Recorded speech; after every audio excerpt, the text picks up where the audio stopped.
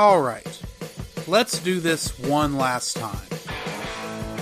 My name is Drew Dodger, and for the last couple months, I've been doing a podcast with my good buddy, Jacob Herron. While we love film in general, with us being artists and all, we have a fascination with animation, and we decided to start an audio podcast after we both geeked out over the animated Transformers movie. We're not perfect, we've gotten names wrong, and we don't always agree on movies. But at the end of the day, we try to bring an informative and entertaining show to you all, and we'd like to welcome you to The Cellcast.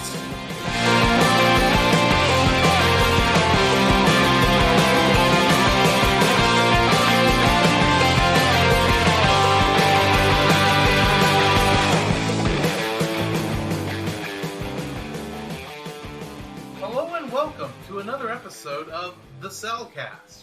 Joining me this morning is a man who's perpetually perplexed by a Rubik's Cube, Jacob. Why, thank you, and I'd like to introduce our co-host, a man who just wants to swing through the city and eat his hot dog. Welcome, Drew. The sad thing is, it was a pork hot dog that Spider-Man was eating. Yes! You cannibal! Well, no, here's the thing. Spider-Ham is technically a spider who was bitten by a radioactive pig. It turned into a... Yes, people. This is what you've walked in on. Yes. Or dialed into. Downloaded of your own free will. Your own volition. Congratulations. You did it to yourself. Moving on. How are you doing this morning, Jacob? I'm doing pretty good this morning. When we're recording on Tuesday, I had to be up really early to go to help with catering at a certain school here in town, and I had to be at work at like 6:45. So I actually beat you at work for a change. 6:45? Yeah, I left about 6:20. We left at the same time because I have to be at work at 6:30. Still beat you. Hey, you were still in the parking lot. Hey, I should have left early. That's what I thought. I was like, wait a minute. Drew's still sitting there. Oh my gosh, what's wrong? It's called having not gotten enough sleep and moving way too slowly in the morning and technically being a minute late to work. But that's beside the point. Yeah, either way. I was only 1 minute late. But I got overtime today, so it all comes out in the wash. There you go. Points on the attendance record, whoop-de-doo. So yeah, I've been doing good as well. It was a very long and tedious day. Yeah. Essentially some, what I like to call bodging. Bodging? Yes. Do you know what this term means? No, enlighten me. It is the art of sticking a square peg through a round hole with nothing but brute force and ignorance. In other words, in order to get something done, I had to do something the wrong way, but it still got it done. So you basically Apollo 13 did. Yes. But I've gotten to calling it bodging ever since Junkyard Wars back in the day. Oh, yeah. Love Junkyard Wars. That was so much fun. Oh, yes. What have you been watching lately, besides Spider-Man? Too many spiders? Nothing much. Be like, I really haven't had a chance. I've been busy, busy drawing, and I guess you just be like, yeah, I really haven't watched anything except Spider-Man. I can technically claim I beat you a little bit, even though I'm bringing back an old one. I watched another episode of Neon Genesis Evangelion. Dun, dun, dun. I think it was a filler episode. Oh, of course. Oh, the dreaded filler interverses. It wasn't a bad filler episode. It was one of that. Those ones where they used it to connect two characters that needed that. It was the one where the autonomous Ava, the one made by the rival company. Oh yeah, was brought back or was built and it kind of quit taking their orders. Yeah, but it was still not, or it wasn't that it quit taking orders. We find out by the end of it. Spoiler alert: somebody manipulated it so that they stopped it at the very last minute. Gee, I wonder who could have done that. Could it be the guy on the plane that's related to Shinji? Yeah. But yeah, I watched that one. That was a pretty good episode. But that's really all I've gotten a chance to watch also. It's just been, like you said, it's been a busy week. It has. So what if, ever since I don't have any news, do you have any news? There was one thing of note. What's that? The quote-unquote live-action Lion King just surpassed Frozen as highest-grossing animated feature of all time. What? The live-action Lion King. Which, when you look at it, when you do actually do your research, you realize there's actually no live-action anything in that movie. Barely. It's all animated. Everything is animated. Yes, I agree. Admittedly, when you find that out, you go, nah, that can't be right. Because so much of it looks realistic. Mm-hmm. But no, that's really what it was. It's like, okay. Yeah, it beat Frozen. It beat Frozen. Oh, I just can't wait till Frozen 2 comes out. Yeah, see what happens.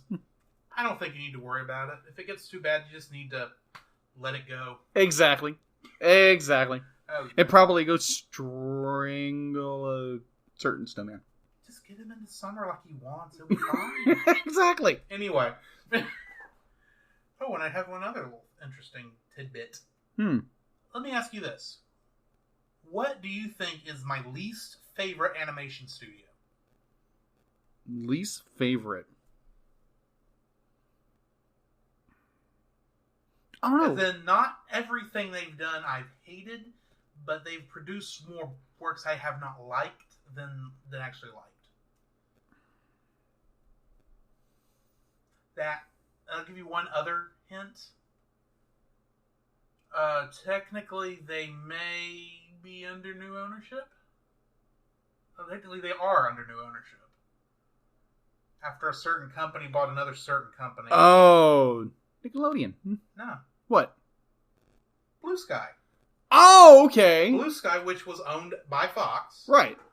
Is still owned by Fox. Yeah. But in the shuffling around of everything, Blue Sky is now technically with the rest of Walt Disney's animation departments. As you know. Right. Which technically means, according to Cartoon Brew, Disney and Pixar executives are taking over Blue Sky Studios. Okay. Which means they might produce good movies for a change. That may be a little cynical. Maybe. No, it's just when when Blue Sky's most famous and long-lasting work is Ice Age, which, let's face it, is only beloved because of Scrat. That is true. If we're being honest, because most of the rest of it is kind of, after the first movie, is kind of bland, in my opinion. And you have a problem. Yeah, but at the same time, they also did the Peanuts movie, which I actually liked. I still gotta watch that one. It's pretty good, especially if you. It's kind of the Spider-Verse of newspaper comic strips. Oh, okay. Movies. Mm-hmm. And look, it's good. It stays within the way you expect the characters to look, but with, being obviously animated in 3D. Except they broke the cardinal rule. But anyway, that's beside the point. You actually get to see the red-haired girl. Oh. But anyway, that's beside the point. Did you find any news? Not that I know of. Alright. Well, or, correction, not that I could find. Not that you could find. No. Alright, well then I guess we need to jump into, or should I say, we need to swing into our review of Spider-Man Enter the Spider-Verse. Spider-Man Enter the Spider-Verse is the second Marvel movie we've actually done. Technically. That is true. Because technically, Big Hero 6, while completely done by Disney, is based on a Marvel comic. Yeah, it's got some Marvel ties to it. Mm-hmm. It's loosely based on on two separate storylines. Uh-huh. The first being Ultimate Comics Spider-Man, which ran for 28 issues between September 2011 and October 2013. Ah. And essentially details the origin and first couple adventures of Miles Morales as Ultimate Spider-Man. Mm-hmm. Those comics were set in the Ultimate Universe, aka Marvel Universe number 1610. It was also based on the Spider-Verse event comic series, which was seen in Spider-Verse graphic novel, the Edge of Spider-Verse tie-in novels, and a number of other Spider-Man issues that were released at the same time the event was going on. In the original Spider-Verse event, while did feature almost every character we saw in this version, or every character this is based on, yes, also featured tons. Oh yeah, and tons of other Spider-Men. Oh yeah, including a couple of interesting ones. Okay, who that might be? Well, do you remember a couple years ago? There was a Broadway play based on Spider-Man. Oh, yeah. Mm-hmm. Turn Off the Dark? Yeah. He's mentioned. Okay. Not too far away from a certain Spider-Man played by Tobey Maguire. And a certain Spider-Man played by Andrew Garfield. Really? They're mentioned. You don't actually get to see them. And they don't even say those characters' names. They say, yeah, I saw this one Peter Parker who looked like something that Tobey Maguire had been in before that I didn't recognize at the time. And something that Andrew Garfield had been in before that I didn't recognize at the time. They says, yeah, I saw these other two guys there. That was kind of odd. In fact, one of those guys actually had, if you can believe it, webs coming out of his arms. That wasn't using web shooters. Which, let's face it, that is a stupid idea. Yeah. In my opinion. Also, they had Supaidoman from the 1970s Japanese release Supaidoman, which featured a Japanese Spider-Man. I can't remember the character's name. Right. Was not Peter Parker. But he literally had a Power Rangers mech. In fact, technically it predates Power Rangers because Power Rangers being based on Super Sentai, which in turn was partially booted by Marvel back in the day, to the point where it actually has its own Marvel Universe number. Not that I remember what it is right now. Oh, that's funny. Much like DC technically has its own Marvel Universe number too. So, go Spider-Man. Kinda, sorta. It was not a combining robot like the normal Power Rangers ones are. There were two parts. There was the main unit itself and the little car that Spider-Man would fly up to it called the Marveler. And he got his powers not from a radioactive spider bite, but from a dying alien from the planet Spider who gave him a special ring. Tell me who that sounds like. Green Lantern. Really? Yes. We didn't actually get to see that. It's all done in... I've watched very little. Yeah. Because it's actually hard to get a hold of over here in the States if you didn't watch it when it was on Marvel.com back before Disney bought it. But it's, the whole deal. This movie also features characters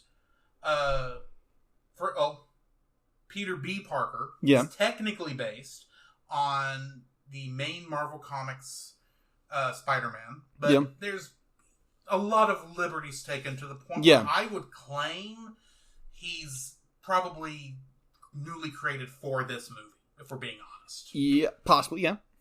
But that technically would be from Universe 616. Yes. Spider-Gwen, aka Spider-Woman, Gwen Stacy, was in Earth 65, and first appeared in Edge of Spider-Verse number 2. Yeah. Penny Parker is from Universe 14512, and appeared originally in Edge of Spider-Verse number 5. Spider-Man Noir is from Earth 90214, and he first appeared in Spider-Man Noir number 1. And last but not least, Peter Porker is Yes. from Earth 8311 and first appeared in Marvel Tales starring Peter Porker, the Spectacular Spider-Ham number 1. Because why not have a long name? No. Now, the one thing that always got me in this movie when we're finally introduced to Gwen Stacy, that you have Peter Parker and you have Miles Morales. Yeah. So, doesn't this Peter realize, be like, wait, you said Mary... Peter... Yeah. Oh. That universe's Peter never met Gwen. Oh, okay. I honestly do not know if Gwen Stacy was in the original Ultimate Comics Spider-Man that technically that Spider-Man is based on. Yeah. Other than they made him perfect. But I would assume if he happened to have run into her, he would have known. Kind of curious why 616 was perfectly fine with a Gwen Stacy running around when he couldn't handle himself in front of Mary Jane. Yeah. Technically, if he's based on the 616 Spider-Man, Yeah.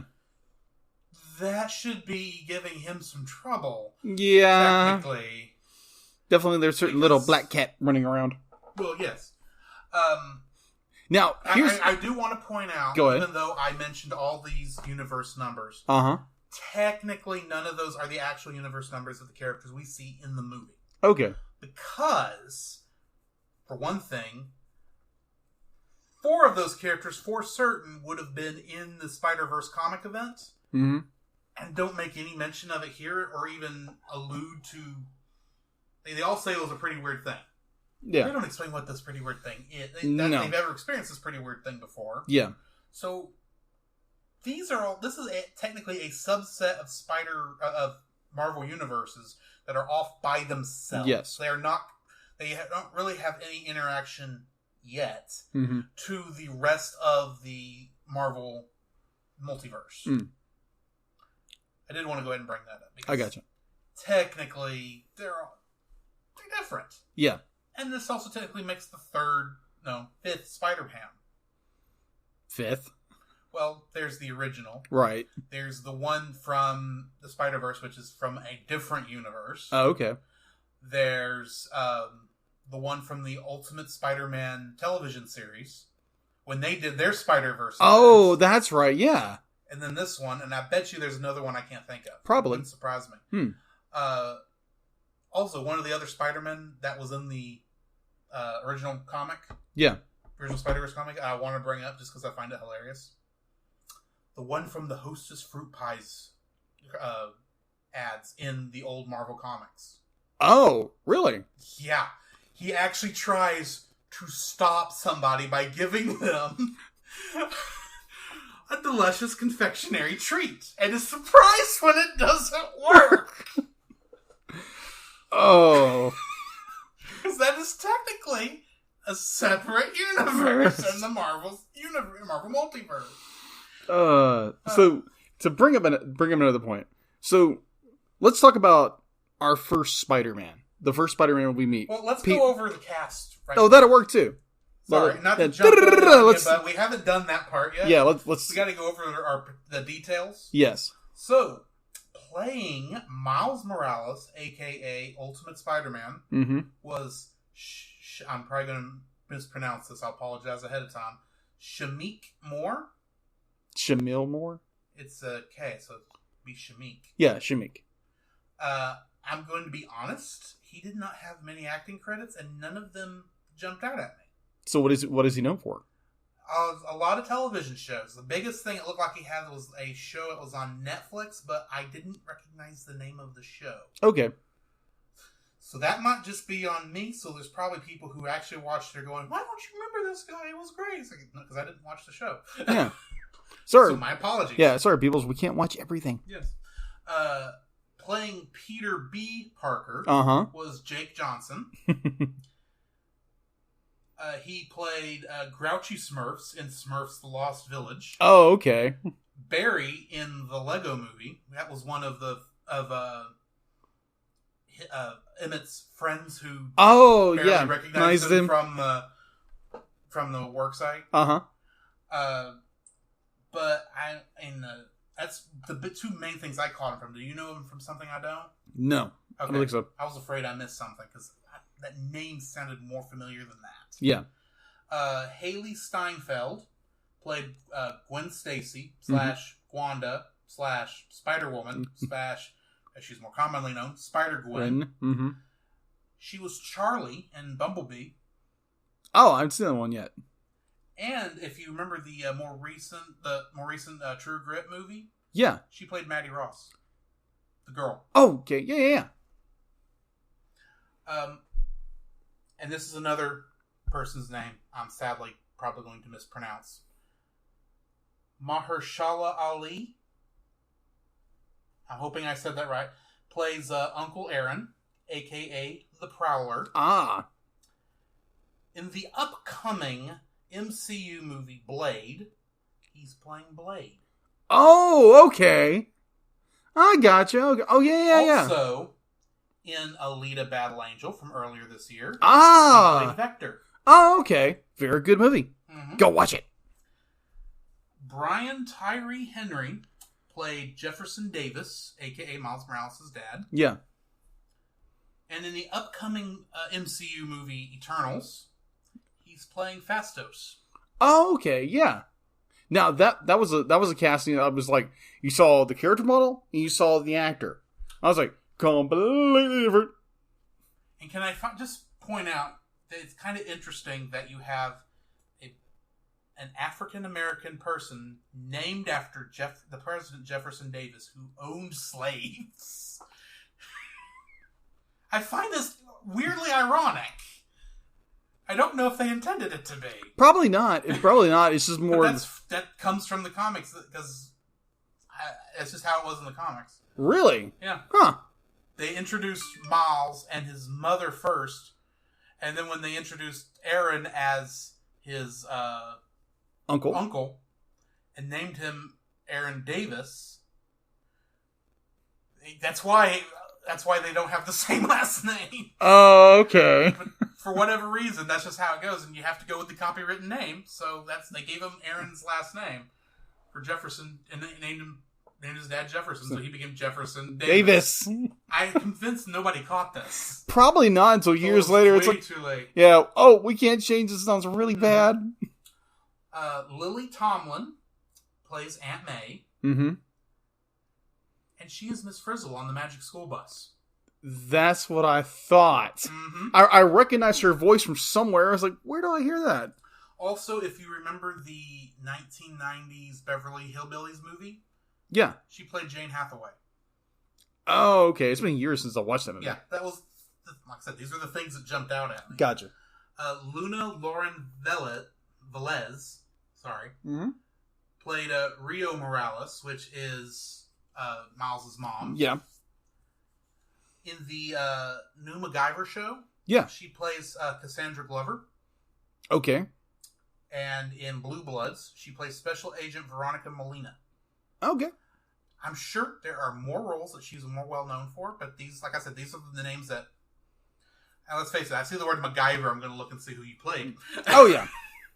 But which I saw the first and second season of that series. It was pretty good. Most of the rest of the stuff that she was in, I did not, admittedly, recognize. Okay. Zoe Kravitz played Mary Jane Parker, mm-hmm. I should say. Mary Jane Parker. In the Fantastic Beasts movies, yeah, she plays Lita Lestrange.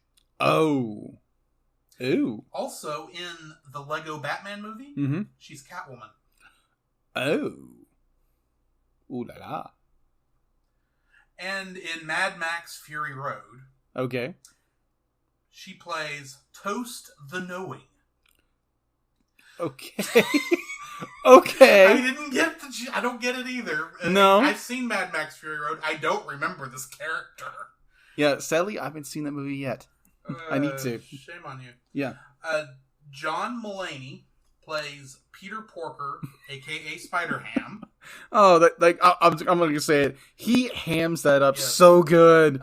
Pun intended. He is a comedian. Yes. And most of what I saw on his IMDb was he played himself. Mm-hmm. On multiple shows. Yeah. Kimiko Glenn plays Penny Parker. A.K.A., and I don't know how to actually say this in human tongue, but Spudder, because it's literally SP//DR. Sputter. So in Leet speak, that would be Spider. Yeah.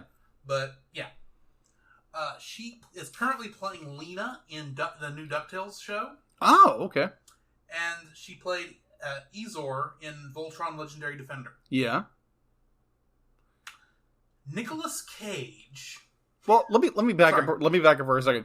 Her voice sounds really familiar, certainly Digimon character. Do you know something I don't? Yeah, she played Kari in Digimon. How did I miss that? I don't know. Because we would have brought that up when we did Digimon. Yeah. Let me double check. Double check. I still have every single bit of notes I've ever taken for this thing. Probably I even brought up Spider-Verse in that one. Because I heard her voice and I was like, oh my gosh, that's Kari. That's right. We didn't actually mention who people were in the Digimon episode. No, we didn't. Kari. That's Laura Jill Miller. Laura Jill Miller. Yeah. Okay. She sounds like her so much. It's not even funny. I saw a picture of her and she's very small. Okay. Almost the age of the character. Yeah, she's very petite. She's very... Well, never mind that. Sorry. Yeah, scratch that. Sorry. Scratch. Sorry to burst your bubble. Oh, man, I thought I knew something you didn't. Well. Backing up. Nicolas Cage Mm-hmm. plays Peter Parker, a.k.a. Spider-Man Noir. In Teen Titans Go to the Movies, he plays Superman. That is ironic. Considering he nearly played Superman back in the day. Yes. He was also Johnny Blaze in Ghost Rider. Wow. And played Benjamin Franklin Gates in National Treasure. Yes. When he went to steal the Declaration of Independence.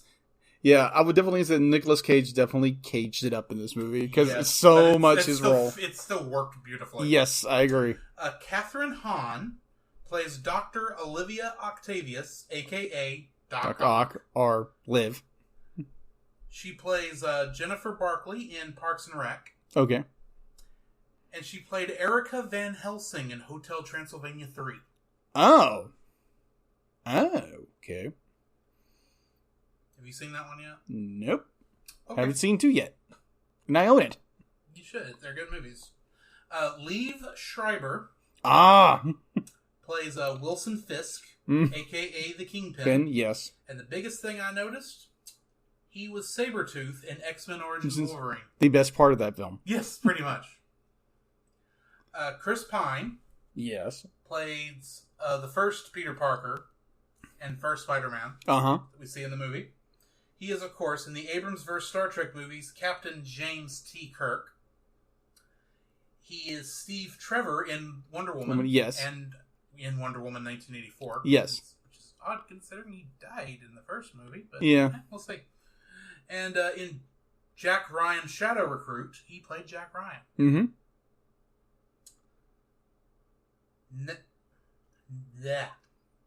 Natalie Morales played Mrs. Caleros, which was the teacher.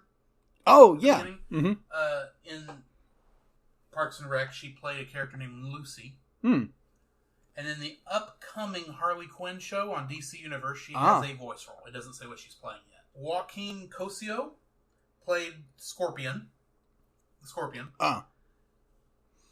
It's a very interesting design of that character. He is a veteran of Mexican film, from what I could tell, because he had a lot of roles that I couldn't pronounce. Mm-hmm. Okay. And I'm not going to make myself look stupid trying to do so.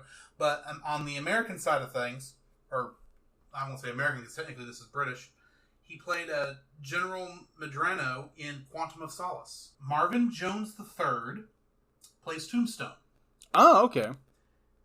And he has a grand total of 3 credits. Okay. And along with this one, he is also Tobias Whale in Black Lightning, that show. Oh, okay. And in something called Harry's Law, he plays Castor Mukasa. Mm. Don't look at me. And of course, we've got Stan Lee as Stan. Yeah. And of course, he is the creator of most of the Marvel comics, including Spider-Man. Yeah. And if you're looking for what roles he's actually played, it's multiple cameos in multiple movies. Yeah. And technically, in this movie, he has 20 cameos. Leos. Only one of them is voiced. Most people catch and is Yeah. voiced. Moving on to stuff that you see primarily, or actors who are in the after credit scenes. Okay. You have Jorma Taccone, who also played Green Goblin Okay. in this movie. He also plays Peter Parker, the 1967 Spider-Man. Oh, okay. And he played Shakespeare in the Lego Movie. Okay, then. Someone playing Leela, which is the holographic person we see there, also near in those ending sequences. Oh, okay. Yeah. Was played by Greta Lee, and I could not find anything else she was in. Okay, the name sounds familiar. Yes. Playing Miguel O'Hara, a.k.a. Spider-Man 2099. Uh-huh. We have Oscar Isaac.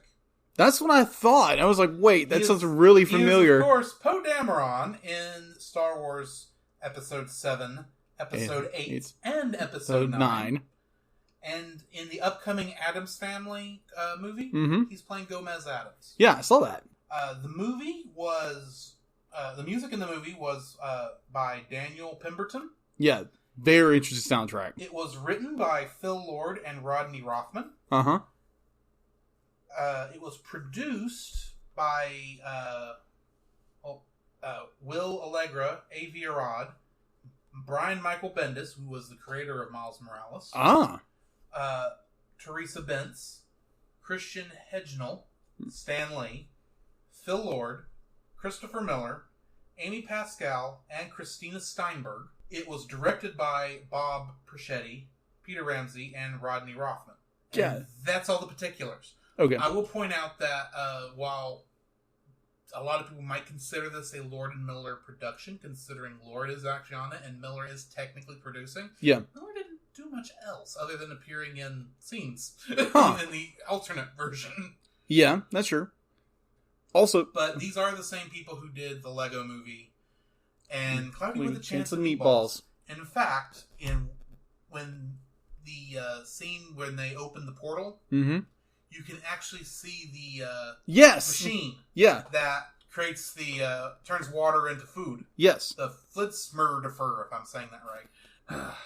All right, so let's give us some little more detail. Yes. All right, this movie was released on December 14th, 2018. My birthday. Well, happy birthday to you for that movie. Yes, it was. All right, it was done in English and in Spanish, as most of you know.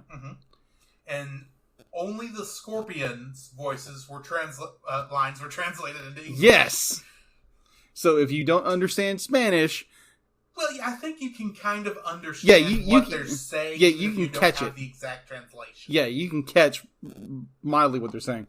All right. So box office wise, this movie had a budget of $90 million.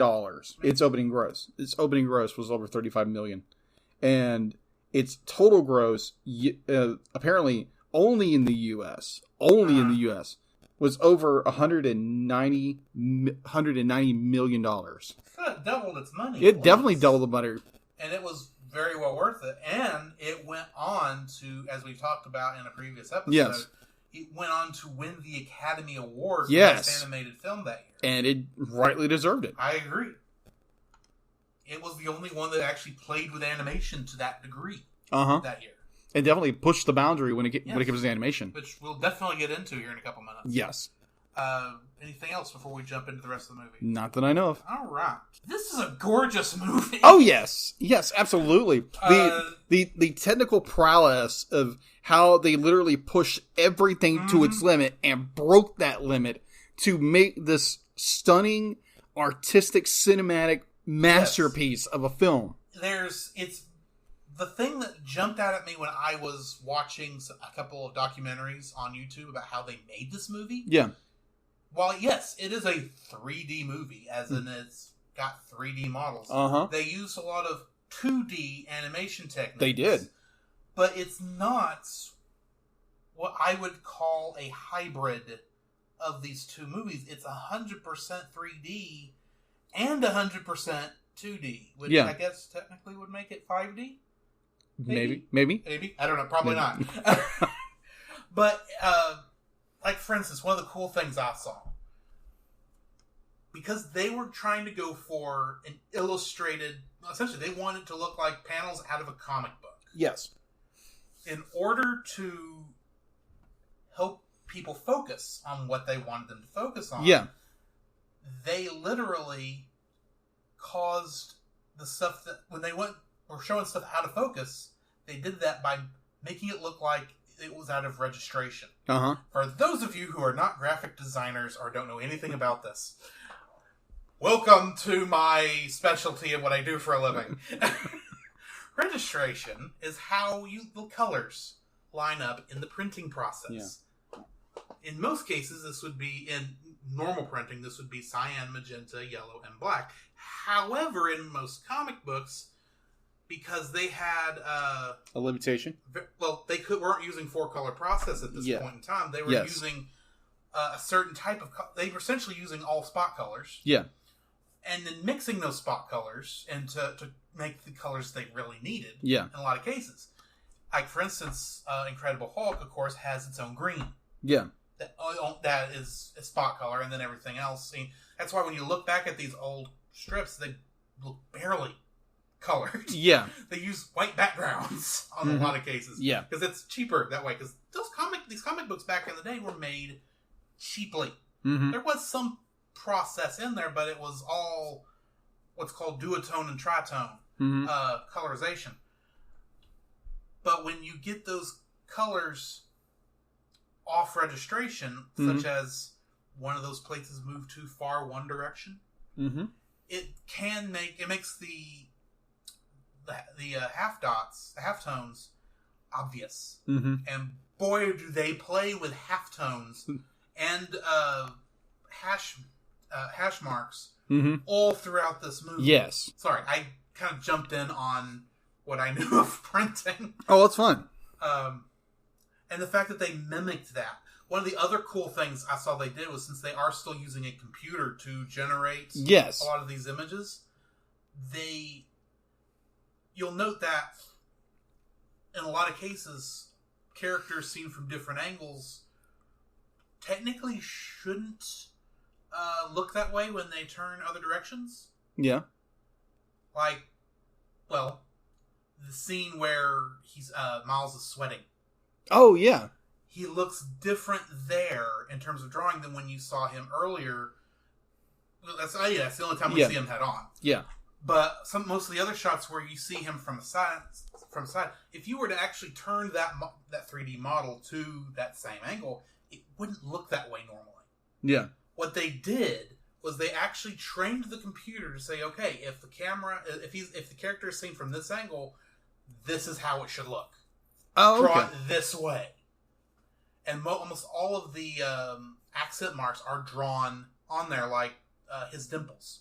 They're not animate. They're not on the model. They are literally drawn. They're in effect on top of it. Wow. And of course, don't get me started on almost all the characters' half dots. Yeah, that gets Spider-Man suits. Yeah, that gets crazy. And then another cool thing, because I'm just going off on animation. Give me a minute. I'll let you get back. You're fine. The scene where they're swinging through the forest after they stole the computer from Doc Ock, which we'll get to that in a minute. Yes. When we get to more acting stuff. Well, for one thing, most of this movie is done on what is using a technique called animated on twos. Yeah. Which essentially means the characters only move every 2 frames. The scene where they're swinging through Peter B. and Miles are swinging through the forest. And I did tell you this wrong the other day, so I will apologize. They are both animated on 2s, while the camera is, of course, still working on 1s, because the camera has to be that way. Yeah. But they're out of sync at the beginning of it. Really? Peter B. moves on 1 frame, Miles moves on the next, Peter B, Miles. That makes Peter B, sense. Miles. And it's not until Miles is finally getting the hang of swinging that makes they sense. come into sync. That makes sense. That's something you won't notice, but it's in there subconsciously to make you okay, there's something wrong here. Uh-huh. But when you find that out and you go, that makes so much sense that no one would catch it. No. Also, all the characters use a different art style. Yes, I saw that. Miles, Gwen, and Peter B use a more standard modern comic art style. Uh-huh. Penny is definitely coming from anime. Yes, definitely. She sticks that a little bit. Peter Porker is coming from, obviously, old cel-shaded cartoons. Mm-hmm. And then there's Spider-Man Noir. Yes. The character who's apparently the hardest one for them to animate because of all of his large half-dots. Mm-hmm. Because he's made to look like in an old black and white comic. Yeah. And he's got the details on his mask when he Uh-huh. turns different directions are never fully outlined. But you can still make them out the whole time. Yeah. Anyway. Sorry, No, you're good. This is me geeking out for a couple minutes. I'll have to apologize. Because I don't know how much of this people find that interesting.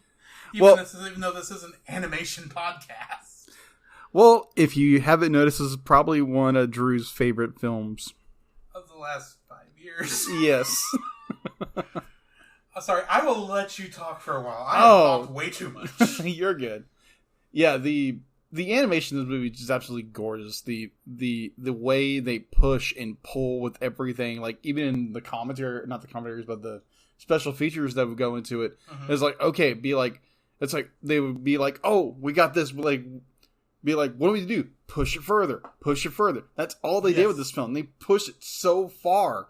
And I know this movie will most likely not cause seizures, but for someone who has Tourette's disorder, which can cause seizures, that is something I would think to be aware of. Yes. Going into it. Yes. And I'll admit, when I forced you to go watch this movie back in December, yes, I forgot to warn you because it didn't occur to me until I'm sitting there going through the logos and they're doing the glitching and I'm going, by the way...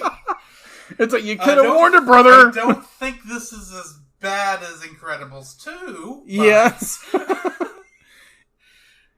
Yeah. You might want to be careful. I should have said something earlier. Sorry, man.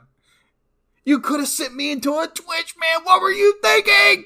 I was thinking you need to see this friggin' amazing movie. But, like, yeah, it was an incredible film. Be like, yes, I was, when I first saw that, I was like, okay, this is not good. Be like, doing my rolls? Okay, good. If I start just spazzing out, just make sure I don't eat my own tongue. But... Well, I mean, at least it's localized. You can except for the beginning. Yeah. You can kind of tell when it's coming. Yeah. Because, at least in the start, it's like, okay, they're about to do, the machine's coming on. They're about to glitch heavily all over the screen. Yes. Might want to look away. Yeah.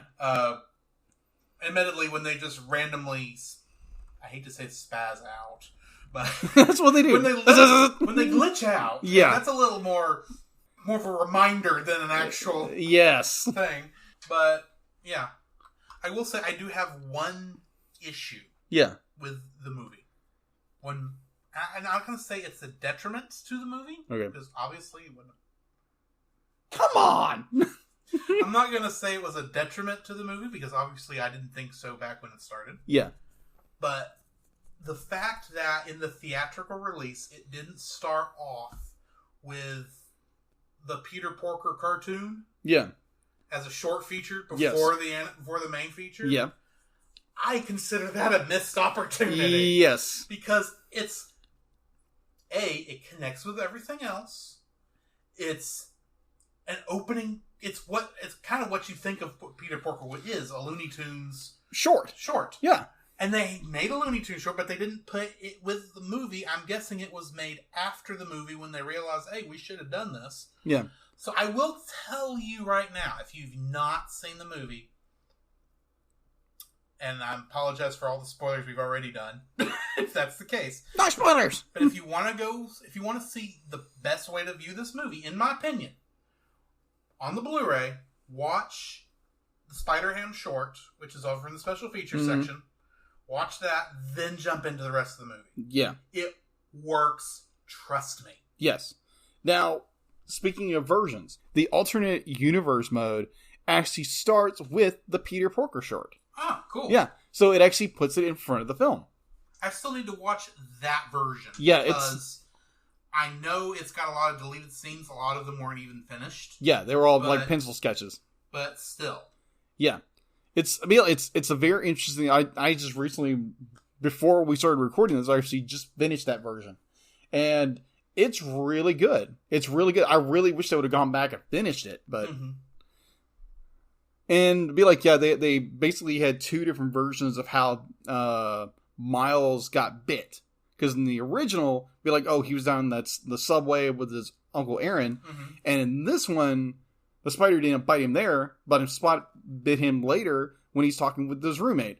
Yeah. Who, if you remember, in the theatrical version, he doesn't really meet until the very end of the movie. In this version, he basically helps him become a superhero. Shows so it's kind of like Shazam. Yeah, pretty much. Okay. Yeah, pretty much.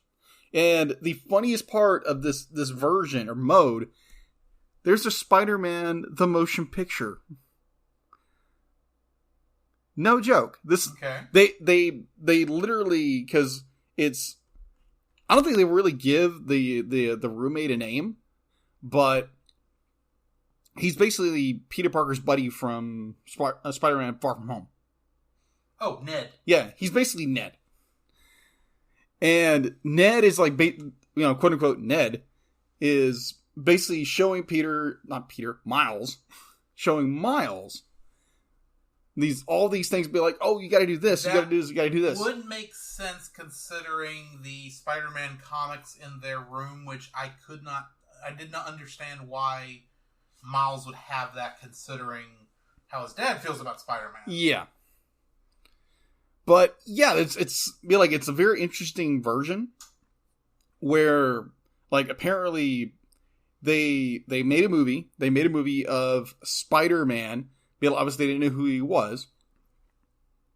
It's apparently this rich guy who gets bit by a spider. He's got this big, he basically an Iron Man, basically an Iron Man character. And apparently during one scene, now granted, this is all done like in, hand drawn sketches and that kind of stuff. And apparently one scene where this guy he's like the guy who's supposed to be playing Spider-Man is sitting in some kind of Porsche. He's sitting there and he's trying to get his hand away, but his hand is stuck. Like Spider-Man does. So they say in the commentary track that they actually got the real Spider-Man to do the scene. And so they augment his voice to keep his identity secret. And in the back of my mind, it's like, wait. That wouldn't have worked. Yeah, that wouldn't have worked. To be like, wait a minute, you got the real Spider-Man to come onto the stage and do a hand thing? It's like, what is he dressed as Spider-Man? Just takes a glove off? You would think if you're going to do that Spider-Man would just say, here, borrow my web shooters. Here's how it works. Yeah. Here's how you shoot a web. Just do that. Yeah. And plus, be like, the way they do this, the web shooters in the quote unquote the movie, the motion picture, is completely utterly wrong. But I thought it was a very interesting, mode or version of this film. It's probably like another 45 minutes longer. But it really fleshes out other things, and it's like, oh, this is why Miles is here. This is why Miles does this. This is why this character does this.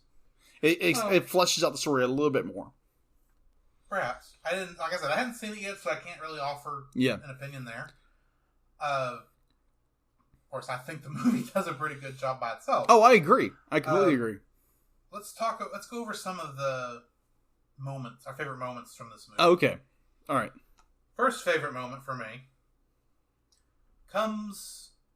Well, for one thing, it was our teaser for this episode. Ah. If you listened to last week's podcast on the Prince of Egypt, it is the scene where Dr. Olivia is revealed Yes! to be Doc Ock. Ock!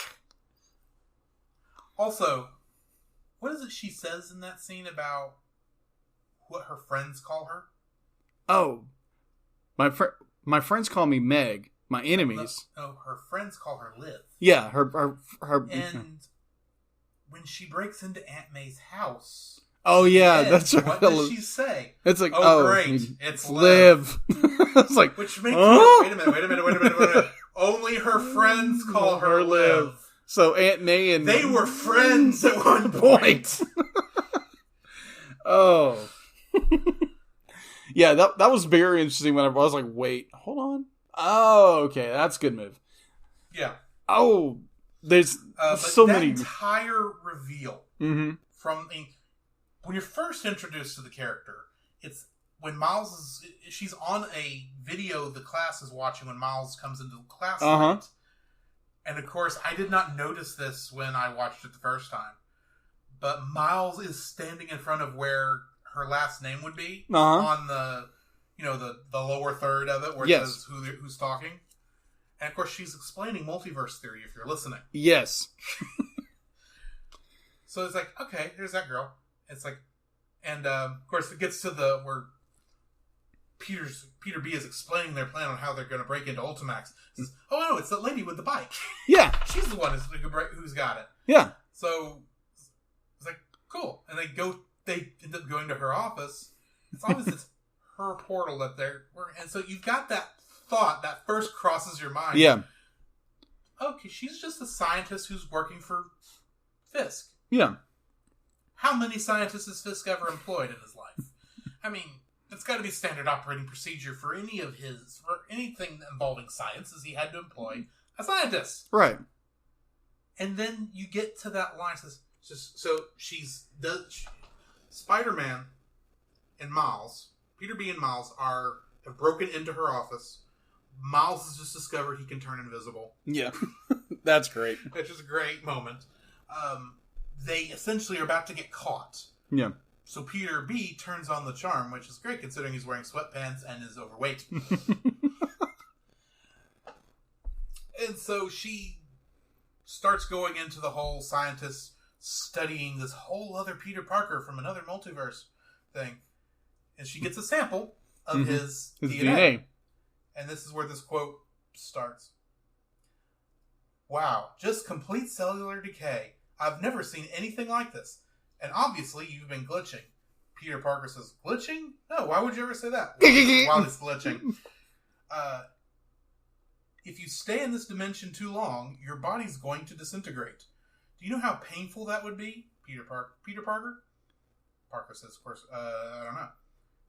She says, you can't imagine. And I, for one, can't wait to watch. And that's the moment the bell went off in my head when I watched it thinking, wait a minute, who is this person? She's demented. Yeah, just a bit. And of course, Peter asks the question we all just asked. Yeah. What did you say your name was? What? Dr. Olivia Octavius. Yeah. And then I swear when I first watched it, there was an audible gasp from the audience. Because then, of course, she's Doc Ock. Yes. It's like, oh, okay. I'm into this version. Oh. Well, oddly enough, when I saw that scene, I was like, wait, she looks really familiar. I was like, oh yeah, she was Doc Ock during Ben Reilly's Scarlet Spider version.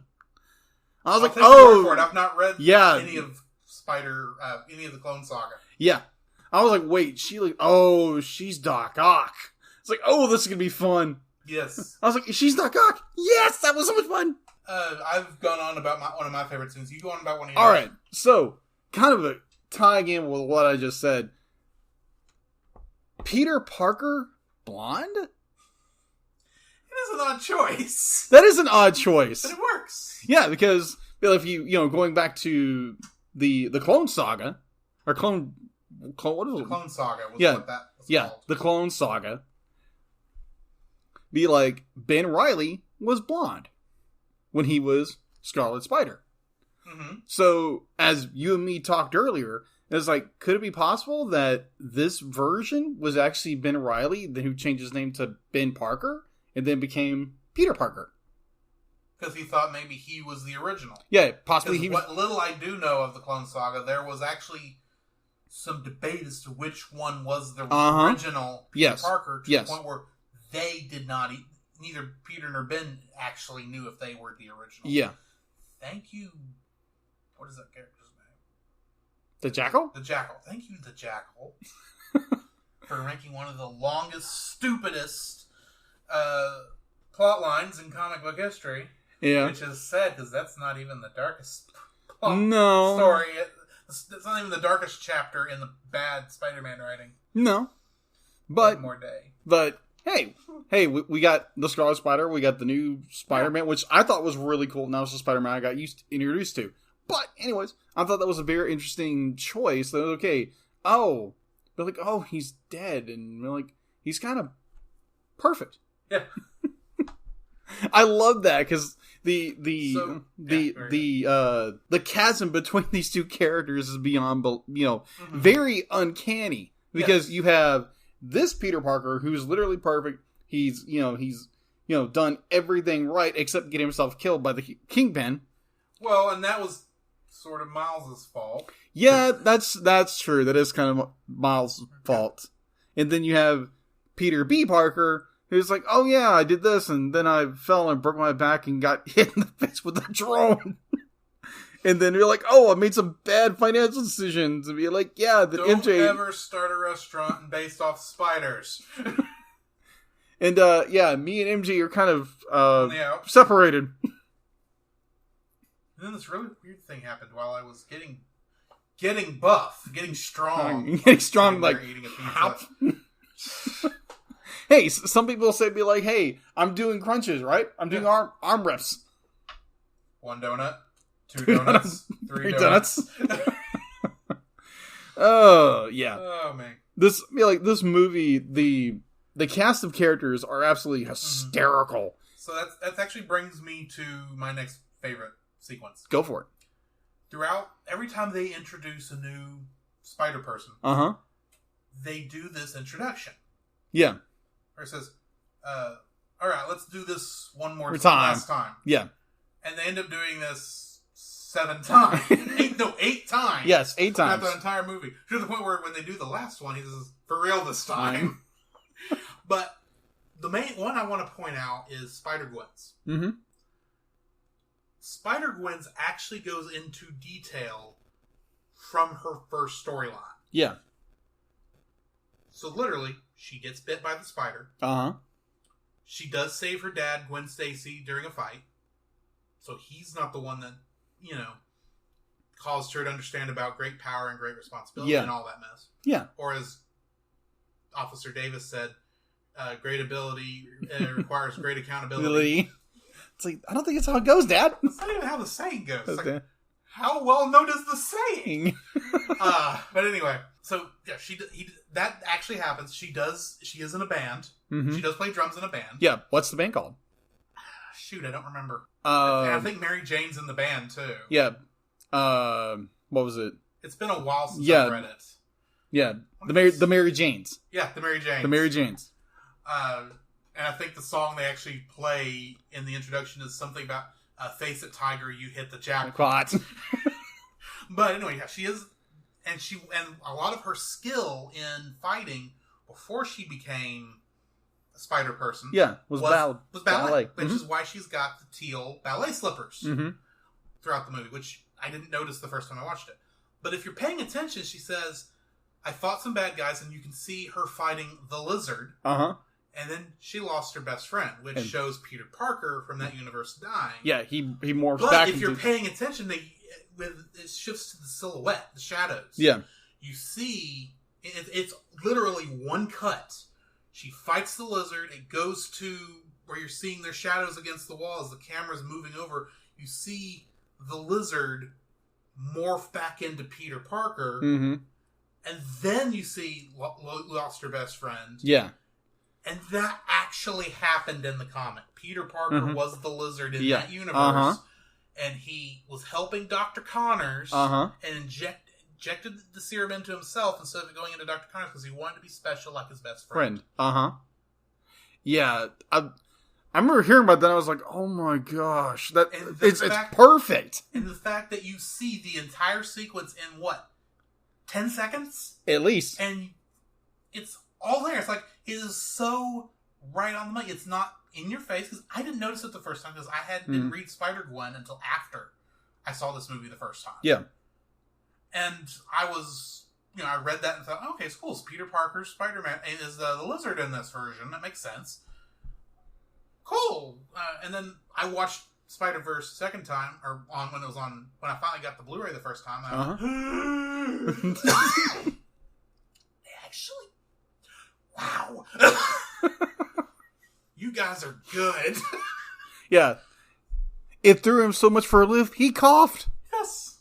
Yes, indeed. And then, of course, the three-way is the wrong term.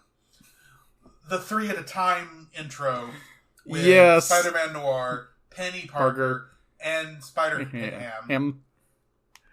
Which is funny because it's like, I was bitten by a radioactive spider. I got a telepathic link with a spider. I was a spider bitten by a radioactive pig. It's like, what? Because you actually see him morph from a spider into a pig! And you're going, what? Oh, Spider-Ham. He's probably one of the best characters in this movie. Yes. Probably one of the best. John Mulaney hit it out of the ballpark. Yes. And be like, they really to the point when his final line in the movie is, that's all, folks! Can he say that? Legally? Which was my question. It's like they know what questions we're asking, and they go ahead and ask the same questions. Like, we don't know either. Roll with it. Yep. That's the thing I did like about his short at the beginning. It's like, oh man, it appears I'm being pulled into some other movie. I hope I appear before 67 minutes have passed. I didn't catch that. Yes, it's like very quick. So apparently they when they were doing the readings of it, they didn't really give him a whole lot to read, and so he kept ad-libbing and ad-libbing, and it went into the film. Yes, because it's great stuff. It is great, and just how this character, like you said earlier, is like an old-fashioned cartoon character. Yeah, and it's animated like that. It's pulled and stretched, and he pulls and stretches. He pulls hammers from hammer space like a cartoon character supposed to. Yes! He drops an anvil on the Scorpion's head, which stays around long enough for when they finally shut the portal down. Yeah, the collider. And Fisk is got all this crap falling on him from all angles. The last thing that hits is an anvil. That shouldn't work. That should pull you straight out of this film, because that's antithetical to what you're seeing, and it's perfect. I think the one character is slightly, not granted, be like, she wasn't bit by a radioactive spider. Yeah. Be like, she has a psychic link with a spider and a mech, which is in her father's made robot. Yeah, it's like, okay, so the spider is piloting the robot that you're also in. How does that work? You know what it reminds me of? What? Baymax. Oh. Just think about it. Yeah. I brought this up in the Big Hero 6. Why on earth is Hero on the battlefield? Doesn't need to be there. His power was making Baymax. Yeah. Or making Baymax's armor. He shouldn't have to be there. Yeah, exactly. He should be watching in a computer back on home base. Yeah. But there again, we learned later. Like Penny. Yeah, pretty much like Penny. Just stay in the cockpit. But I will say this: during the spider sense scene, when they go, "You're just like me," Mm-hmm. You, along with seeing the lines around the spider sense lines around her head, you see it around the mech's head too. Yeah, because there's technically there are 7 Spider-Men there. Yeah, technically, yes. There's only physically 6. Yeah, but 6 characters, but there's 7 spider characters there. And admittedly, seeing that scene when the mech gets nearly destroyed is kind of hard to watch. It is. It is, I agree. Because you're going, wait a minute, is the character... Oh, yeah. It's a spider piloting the mech. That's why she got the spider out of the mech at the end. Uh-huh. And I think when she does her goodbye and she says thanks from both of us, I think the spider does a little wave too. I think it did. I remember, yeah, it's just like the little, like, waves through the legs. It's like 3 pixels total of all the changes. You're going, it just waved. How intelligent? Well, that's the thing. All the physical spiders in Spider-Man universe are intelligent. Yeah. That brings up another thing I want to bring up. Okay. 42. That. That number doesn't just come up being on the bottom of the spider's belly. That technically was the 42nd test that Alchemax had done. That's where that comes from, and that was in the comics. It's also the number of Jackie Robinson's jersey. Uh-huh. B, you can see it in the when he does that first fall. Yeah. The numbers that fall around him from the clock. Uh-huh. It's 42. 42. Uh-huh. They show 42 big on the screen near the beginning of the movie. And of course, if you know your geekdom like you should, it's also the answer to the ultimate question of life, the universe, and everything according to the Hitchhiker's Guide to the Galaxy. Rah. Admittedly, the choice of bringing that number up over and over again kind of is odd. Yeah. But it fits to me. Yeah. It's something that I know started in the comic. Yeah. That spider was experiment number 42. Yeah. I mean, obviously, the number was chosen because of the geek reference. I personally think. I gotcha. But, yeah. Speaking also, Alchemax also comes up a lot in the Spider-Gwen comics, too. Okay. As being where her powers came from, also. Interesting. That's where her spider came from. Oh, okay. So, another interesting that pops up in the intro at the very end, the Comics Code pops up. Yes, approved by the Comics Code Authority. How did they legally get that? Because I don't think either DC or Marvel owns the copyright to that image. No, they don't. They had to put it on there for approval's sake, but I don't think it's public domain at this point. Yeah, plus, most comics nowadays don't even go by it. They don't. Yeah. The Comics Code Authority is gone, and technically, I don't think this movie would have been allowed in the Comics Code Authority No, either. it wouldn't have. But it was just a weird thing. It's like, approved by the Comic Code Authority. Going, what? I know what that is. No one else in this auditorium right now knows what that is. But it doesn't fit. Yeah, it's just... It's a weird little thing, but it's a nice little detail. It's like, this is a comic book. Yeah. On screen. Mm-hmm. This is the future of motion comics.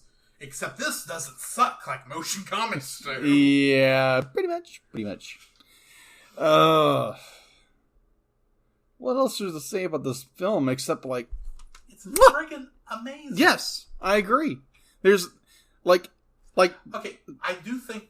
I did bring up my one negative. Yeah. Which really isn't a negative, I don't think. Do you have any negatives? Because there's got to be something we can critique this movie on how it worked. Has to be something. I mean, we're not objective reviewers per se. Yeah. But, admittedly, it's not a 10 for me either because I don't think any movie can hit 10. No. There's nothing that perfect. Yeah. I'll still say until you get used to how they handle the registration focus technique, it does kind of feel out of whack. Yeah, it does, just a little bit. On at least when I watched on my 1080p TV, 55-inch, most of the half-toning and the Kirby dots and all that sort of stuff doesn't quite work. Yeah. Because I think they're just small enough they're getting squared off on the screen. Yeah. Just a little bit. If I was on a 4K screen, different story. Yeah. But I'm on the 1080, and I don't remember this being a problem in the theater. No. So there was a few points where it's like the halftones are a little sharper than they're supposed to be. Yeah. Just a bit. Yeah. Now, there's one thing I did want to bring up. That every Marvel film of last year and this year has done their homage or their dedicated to Stan Lee. And which is rightly so, because Stan Lee, basically defined a comic book genre. But this was the first one, and after he died, literally a week. And honestly, I don't see how they could have gotten outside of all they really had time to do was to throw that one quote up at the very end. Yeah. And at what would normally be the half credit scene. Which I'm kind of curious if they had a half credit scene and then they cut it out in favor of that. Yeah. But having that homage to Stan Lee, that literally was the week he died, I believe. I think so. They had no time. Yeah, it's literally throw it up. It fits so well that scene hit the hardest. Yeah. When Miles is talking to him, says, "If it doesn't fit, can I return it?" And he says, "It always fits. Eventually." Which that hurts just a little bit because it's like this is kind of Stan's last words to us all. Yeah. And then the camera shifts over to no return. Yes. It's like, a part of me wants to say that takes away from the moment, and yet that is perfect Stan Lee. I agree. Now, the one thing, be like, yes, all those comments be like, yeah, we're all about Stan Lee. But they never talk about Steve Ditko. And this movie did thank Steve Ditko along with Stan Lee. Yes. Because Steve Ditko really did more to create the character, I think, than even Stan Lee really did. Yeah, he literally designed what Spider-Man looked like. My understanding is the way the comics were written at that time was Stan Lee and Steve Ditko would have a meeting about where they wanted this issue to go. Uh-huh. Steve Ditko would draw the issue out, and then Stan Lee would come back in and write the story based on what he was seeing in the panels. Yeah, and what I understand is when... And that was how it was done in most Marvel comic books at the time. Yeah, because what happened is, if memory serves correctly, that Stan Lee was more like, okay, I want to do something like a kid with a teenager with powers, and it's Spider or something, and Steve Ditko just literally started dueling. So, and he drew Spider-Man. In reality, it is up to debate as to which person really deserves the writing credit. Stan Lee obviously wrote the dialogue. Yeah. But Steve Ditko wrote the pacing and when scenes happen.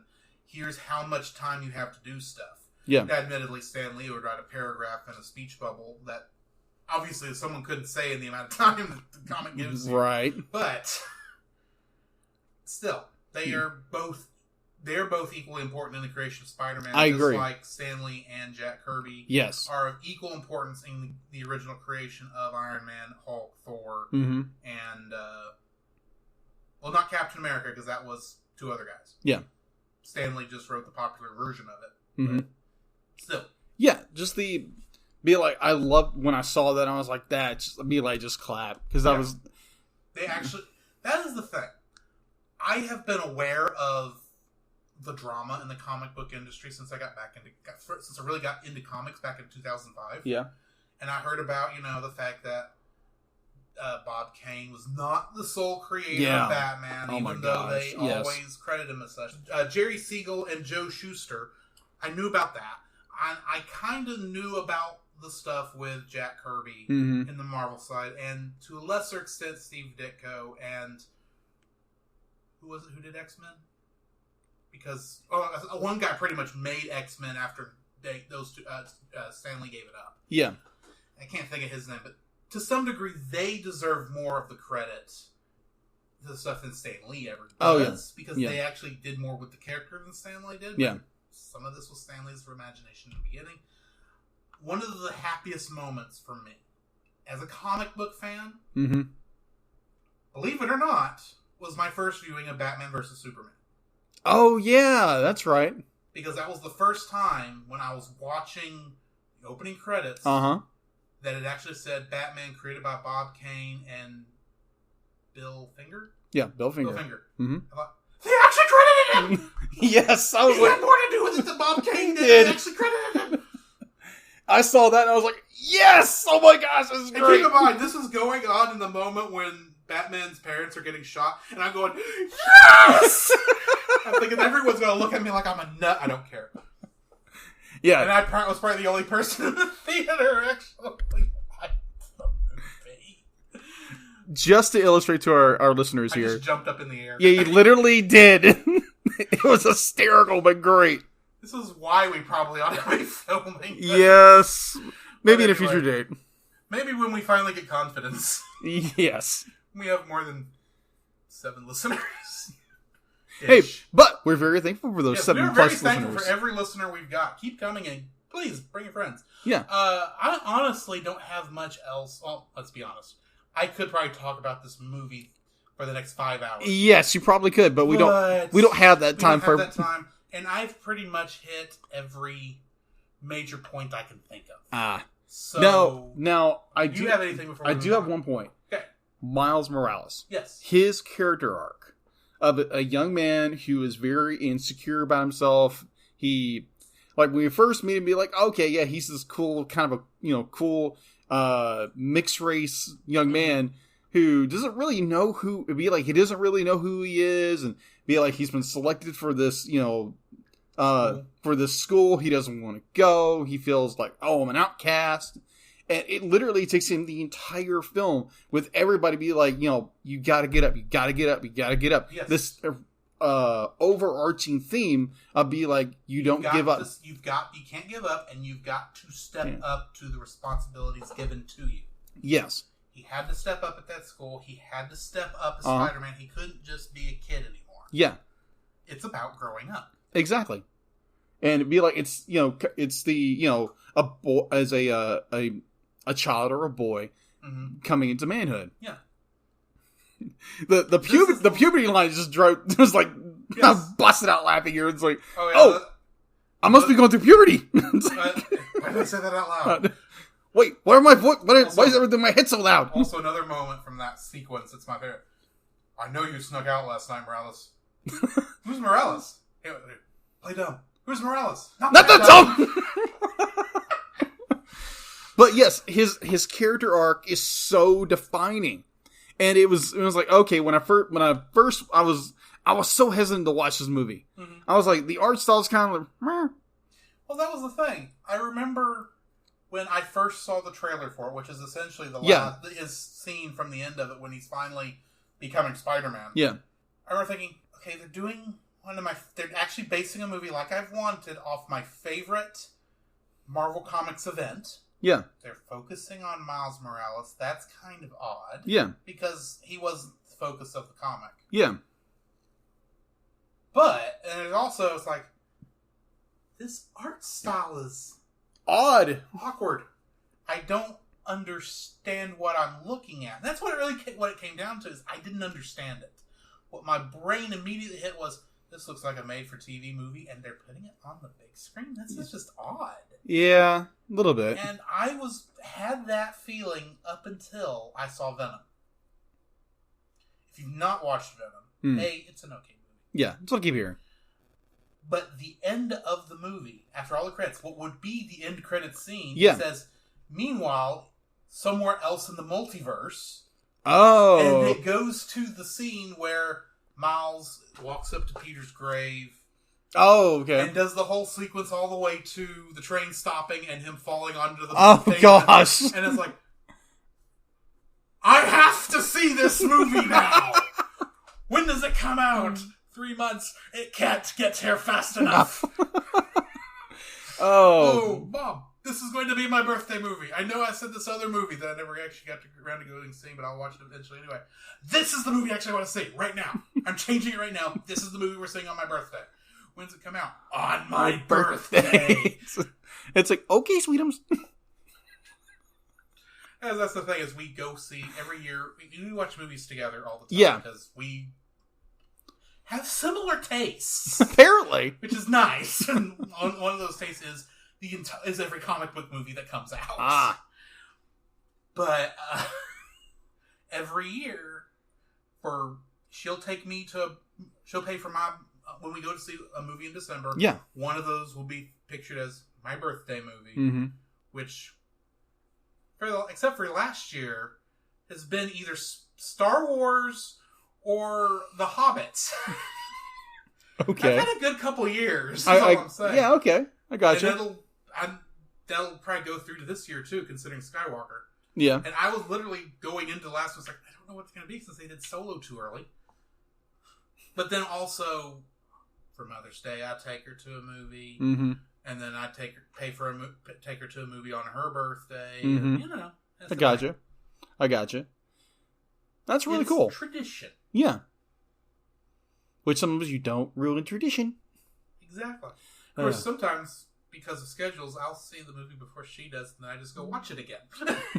Yeah, just don't tell her, because she might kill you. No, she won't kill me. She's like, well, you're watching it again anyway. I said, sure. Why not? I'll watch The Lion King twice. Oh. But yeah, Miles' character development, his arc, is just...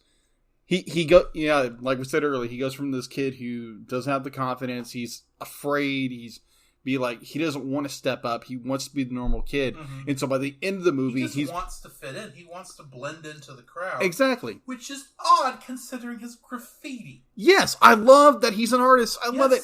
That was great, but at the same time going, that's really dangerous considering the profession your dad's in. Yeah, your dad's a cop. Yeah. And also that father-son relationship that is all the way through this film. Yes. Is that Miles with his dad, Miles with his Uncle Aaron, and Miles with Spider-Man, Peter B. Parker. You have that be like, he's got men in his life that he kind of emulate. He wants to emulate. That his dad, he loves his dad, but he kind of gets annoyed with his dad. He wants to be his Uncle Aaron, and then at the same time, he has Spider B. Parker, who basically becomes kind of a surrogate father for him, like a secondary father for him.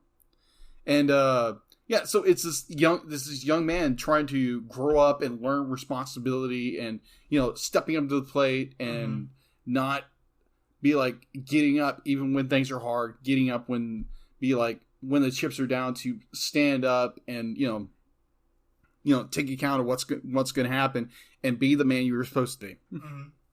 So yeah, be like his story arc is incredible, and I hope they do a second one at some point. Well, that is the thing.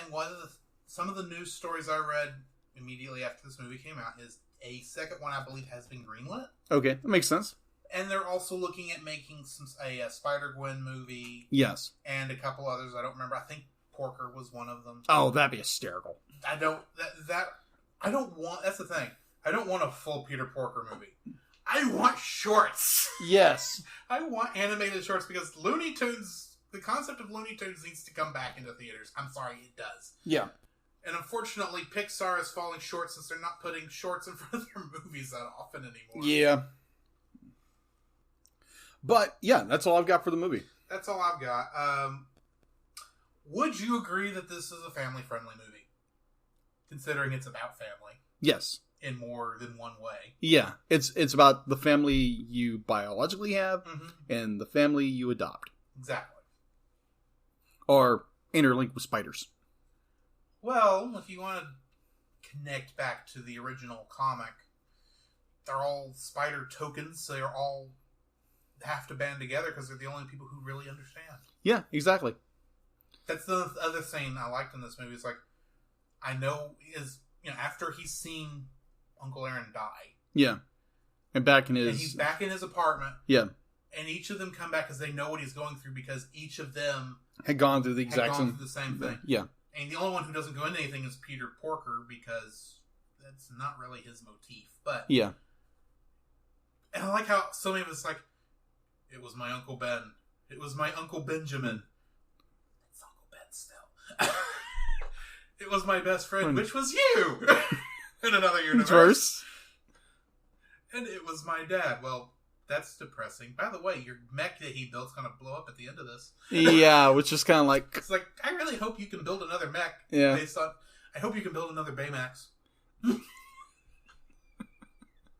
Pretty much. Yeah, so yes, right. This movie is very family friendly. Yes. I'm giving this movie a 9.5 for obvious reasons. Yes, I completely agree. Yeah, Drew definitely fanboys on this movie. A little. Yeah, a little bit. I'm trying to be as objective as I can, but I'm honestly... every time I think I see an issue, I see it's intended and that it works better than I want to say it does. Right. Like I said, my biggest issue right this is a small technical one due to the fact that I'm watching on a 1080p TV and not on the big screen. Right. Yeah, but that said, I'm going to give it a 9 because, one, it's freaking eye candy to, from the first scene to the last scene to the last end credit scene is just eye candy beyond belief. It's cinematic gold that if you have not watched this film, please go watch it. Yes. Definitely. Yes. I'm going to say this. Let's say you're not a superhero fan. Yeah. Fine. I understand that. Still go watch this movie because it is probably one of the most well-crafted movies I agree. I've seen in the last 10, 15 years. I gotcha. Now, I just get this warning. Due to the fact that the opening title sequence does have a lot of very vibrant, splash-tacular colors going on at the same time.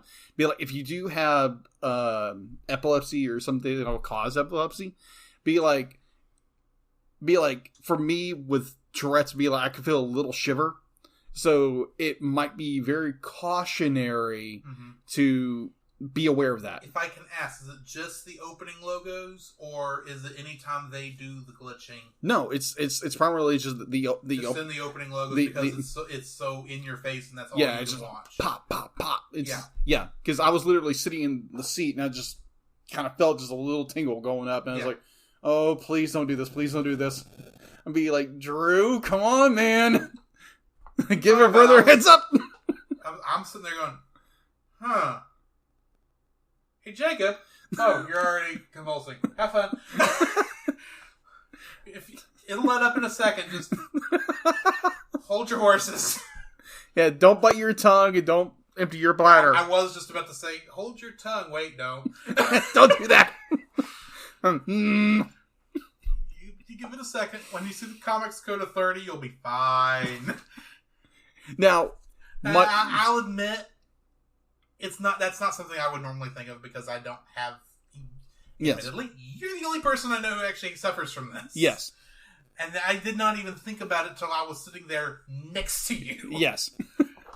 Now, mind you, we are not trying to make fun of people who have epilepsy at all. I'm only saying this because the man is sitting right here, and I know if I go too far, he'll just punch me, and then we'll move on. And then I'll know not to go that far. Well, to say that I've, kind of a very brief, growing with, severe ADD, eating dyslexia, and then learning that I had Tourette's disorder in 2004 that also causes epilepsy. And be like me, it does really bother me because I know that, God has put this in my life for a reason for I can, trust in Him more. Yeah. And not to be like, oh, God put it in my life for... Be like, because He knows I can handle it, which is a complete utter lie. Exactly. So for me, be like, I'm not gonna get offended by it. I'm never gonna get offended by someone making a Tourette's joke or a seizure joke. But admittedly, I can understand some people would be sensitive to such things. Yes. So if we have offended, we apologize. Yeah, it was not our intention. Yeah, not intention to offend. Anyway. Yeah. That brings us to the end of another episode of the Cellcast. Yeah. Which means it's time for us to roll our next movie. This was our 16th review, just so everyone is aware. Oh, wow. And I did include live action... No, I didn't. I did not include live action Lion King in that, but I did include the animated one, even though we kind of just shoved that in there. Okay. Just so everyone's aware. In 4 episodes... we will have to roll a d20 to determine where we are on the d6 dice. Because right now, as it stands, Jacob is on 1, 3, and 5, and I am on 2, 4, and 6. But after episode 20, it is really anyone's ball game.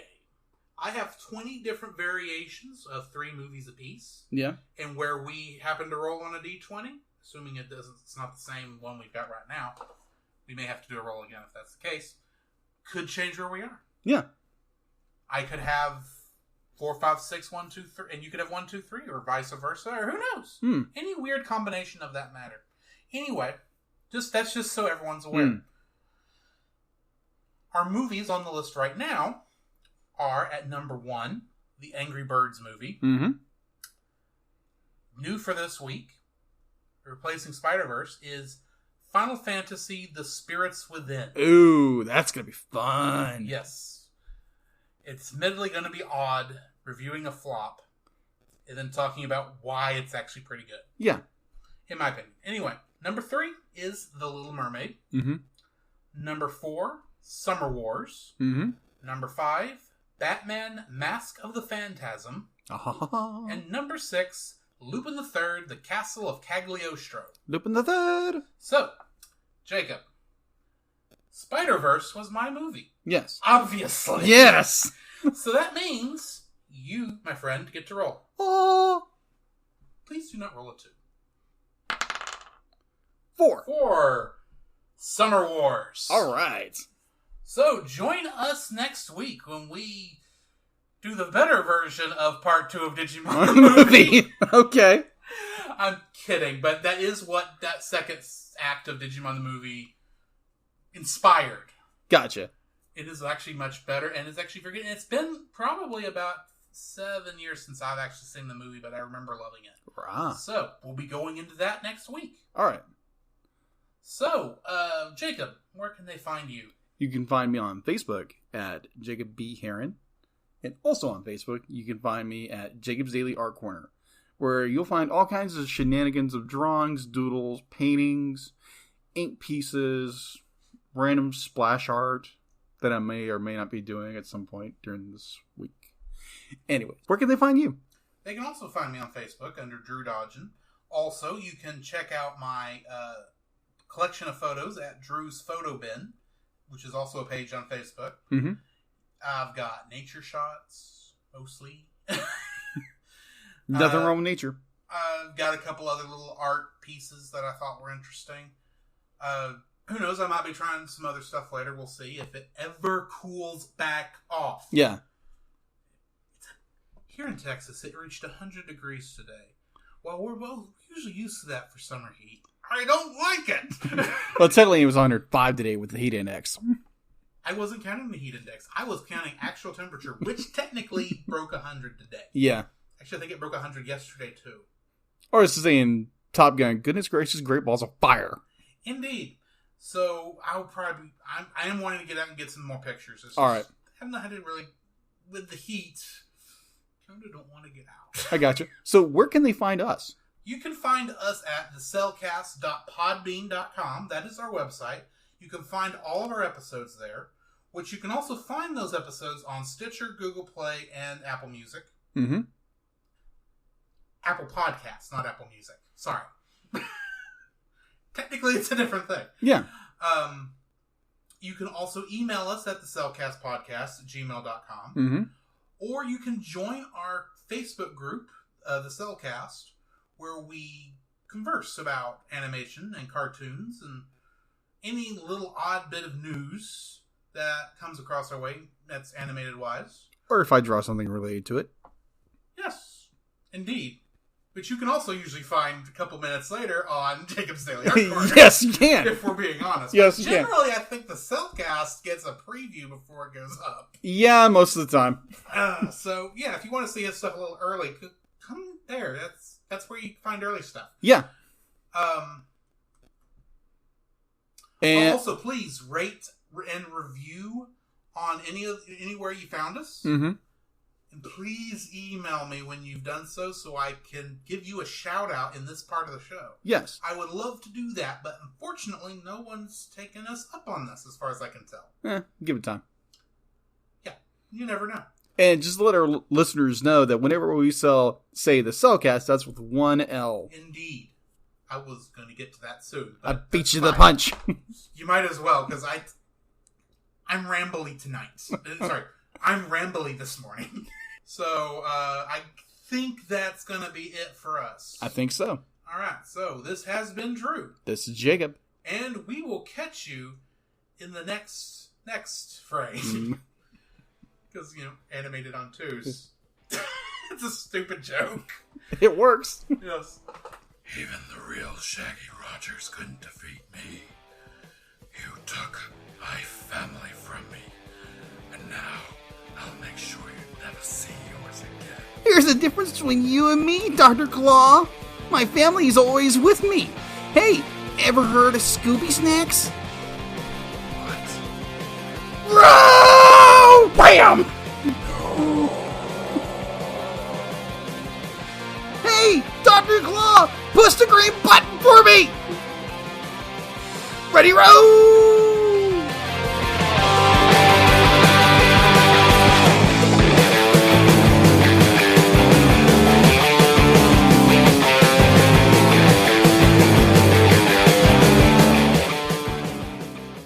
Next time on The Cellcast. I know I should have mentioned this before, but when you meet my great-grandma, just go along with whatever I say. Okay. What are you gonna say? Mother? What is it? I'm home, Granny! Oh, you came. I missed you so much. Have you been feeling okay? Never better, dear. I was worried. They told me you've been sick. Summer heat, that's all. Stayed out too long in the sun. That's a relief. Hello. Remember what I promised? That's the boy. Yep, Kenji Koiso. Pleased to meet you. Natsuki and I are both in the physics club at school, so when she asked me... Yeah, so we're going out. Huh? Going out? What? Yeah, Kenji's my fiance, actually. What? Fiance? Yep, fiance.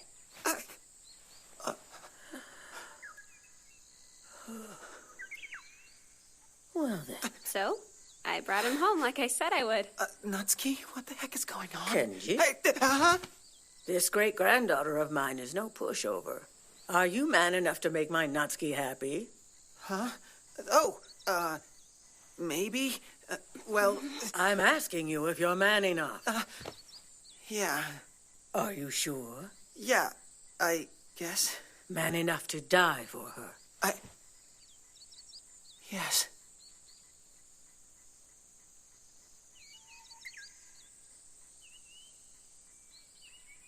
Lucky girl. Here, Natsuki. What is it? Congrats. The Morning Glory Yukata! Oh, thank you. Kenji, please enjoy your stay. I'm very honored to meet you. No, the honor's all mine. Thank you for your hospitality.